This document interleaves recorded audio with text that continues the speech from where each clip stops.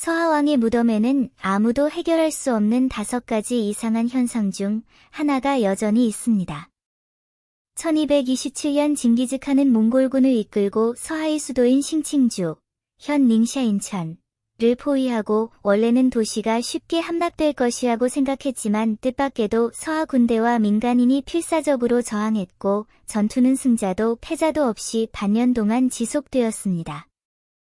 이 기간 동안 서하의 장관 아샤는 감히 권력을 두려워하지 않고 감히 징기스칸을 공개적으로 조롱했습니다. 한 번도 놓친 적이 없는 군 사령관으로서 징기즈칸은 이 소식을 듣고 분노했고 즉시 총공격을 명령하고 자신을 도발한 이 적을 단숨에 처리하기로 결심했습니다. 치열한 전투 끝에 몽골 기병대는 마침내 타의 추종을 불허하는 전투력으로 싱칭현을 돌파했고 서하의 마지막 황제인 이연과 문군 관리들이 잇따라 항복했습니다. 그날 밤 시하의 공주 하투는 징기스칸에 의해 하렘으로 데려갔다. 그러나 아름다운 공주는 조국의 몰락이 우연이 아니라는 것을 알고 복수하기 위해 늦은 밤 징기스칸을 암살했습니다. 죽기 전에 징기즈칸은 리환을 죽이고 서하의 모든 신민을 학살하라고 명령했습니다. 그 이후로 거의 200년 동안 존재해온 시셔 왕조는 완전히 멸망했고 한때 중국 북서부에서 강했던 당상족도 역사의 긴 강 속으로 사라졌습니다. 시간이 흐르면서 700년 이상이 지났고 서하에는 역사적 유물이 거의 남아있지 않습니다. 현존하는 유일한 것은 인천시 서쪽 허란산 기슭에 있는 시하왕의 영묘인 조용한 흙 묘소입니다. 이 왕릉은 동쪽으로는 인천 평야, 서쪽으로는 장엄한 허란산과 접해 있으며 총 면적은 58평방킬로미터에 달하며 9개의 황제의 무덤과 270개 이상의 왕자와 장군의 장례 무덤을 포함합니다. 무자비한 세월에도 불구하고 고고학자들은 여전히 이 왕릉에 대한 심층적인 발굴과 연구를 수행하고 있으며 그 과정에서 5가지 수수께끼 같은 현상을 발견했습니다. 이러한 현상 중 4가지에 대한 이론적 설명이 제안되었지만 지금까지 미스터리가 해독되지 않은 현상이 있습니다. 첫째, 서하 왕들의 무덤은 왜 점성술에 따라 배열되어 있습니까? 탕구투 왕의 무덤은 크고 질서정연했지만 그 배치는 불규칙하지 않았습니다. 최근 몇 년 동안 드론이 촬영한 묘지 1대의 이미지로 미루어 볼 때 9개의 황제릉은 북두칠성의 패턴을 구성하고 있으며 주변 고분도 별이 반짝이는 것처럼 깔끔하게 배치되어 있습니다. 그러나 9개의 왕릉만 보아도 분포는 다구아 지도와 비슷하여 한나라 황제의 무덤의 일반적인 배치와는 매우 다릅니다. 그렇다면 서하의 왕릉은 왜 그렇게 독특한 방식으로 배치되었을까요? 일부 학자들은 탕구투족이 당샹족에 의해 건국되었지만 초기에는 특히 천문학과 변화의 책에서 한족 문화의 영향을 많이 받았고 탕구투족이 이 무덤의 방향과 모양을 결정하기 위해 한족의 북두칠성과 이칭, 아이칭의 바구와 교리를 참조했을 것이라고 믿습니다. 따라서 이러한 레이아웃은 더 이상 놀라운 일이 아닙니다.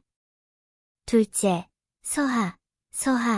왕조의 무덤은 왜 흙을 깎아 지었는데 수천 년이 지나도 여전히 무너지지 않았는가?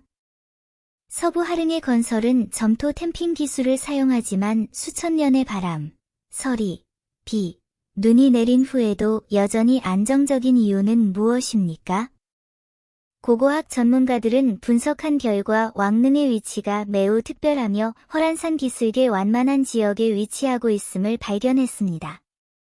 허란산은 자연적으로 북쪽에서 불어오는 바람, 서리, 비, 눈을 막는 장벽을 형성합니다.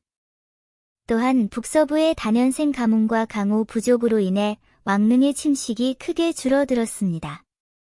더욱이 서하족은 무덤을 지을 때 고점도 모래 함유 점토를 사용했으며 찹쌀수프의 자연 점도와 함께 토양층을 받기 위해 이 독특한 건축 자재와 기술을 결합하여 왕릉은 100년의 바람과 비가 지난 후에도 여전히 장엄하게 서 있습니다. 셋째, 왕릉에는 풀이 자라지 않는 이유는 무엇입니까? 일반적으로 벽돌과 돌로 지어진 황릉조차도 수백 년 후에 무성한 성장을 피하기 어렵습니다. 그러나 시아왕의 무덤은 수천 년 동안 하루와 같았고 풀이 전혀 없습니다. 왜일까요? 고고학자들은 왕릉 주위에 두꺼운 석회암 광석층이 먼저 놓여 있었고 당샹족이 현지에서 재료를 가져왔다고 제안했습니다. 또한 왕분에 다진 흙에도 생석회가 첨가되어 토양의 수분과 화학적으로 반응하여 식물 성장을 억제하는 효과가 있습니다.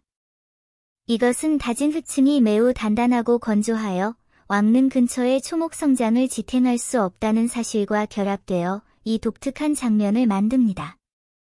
넷째, 왜 탕구트 왕들의 무덤은 수천 년이 지난 후에도 홍수를 겪지 않았는가? 서부 하릉의 오랜 역사에서 주변 지역은 자주 침수되었지만 무덤은 홍수의 영향을 받은 적이 없습니다. 왜 그럴까요? 고고학자들은 왕릉을 건설하는 동안 엔지니어들이 헬란산의 자연 지형을 영리하게 조정했다는 것을 발견했습니다. 특히 산기슭에는 홍수 배수로를 특별히 개방하고 왕릉과 호란산 사이에 흙제방을 쌓아 큰 홍수와 작은 폭풍우가 모두 역류에서 떨어진 특정 방향으로 안내되도록 했습니다. 이 홍수 조절 프로젝트는 왕릉을 효과적으로 보호하고 수천 년 동안 이어진 바람과 비로부터 안전하게 보호했습니다. 다섯째, 서하왕의 무덤에는 왜 1년 내내 새나 짐승이 없습니까? 소문에 따르면 시하왕의 무덤에는 새가 서식한 적이 없으며 야수도 없다고 합니다. 고고학자들도 수년간의 관찰 끝에 이 이상한 현상을 확인했습니다. 왜 그런 특이한 상황이 아직 정확하게 설명되지 않았습니다. 일부 학자들은 이것이 역류의 특수한 환경과 주변 기후 조건, 또는 이러한 현상을 일으키는 알려지지 않은 자연적 요인과 관련이 있을 수 있다고 추측하지만 아직 미스터리를 완전히 풀 수 있는 과학적 증거는 없습니다.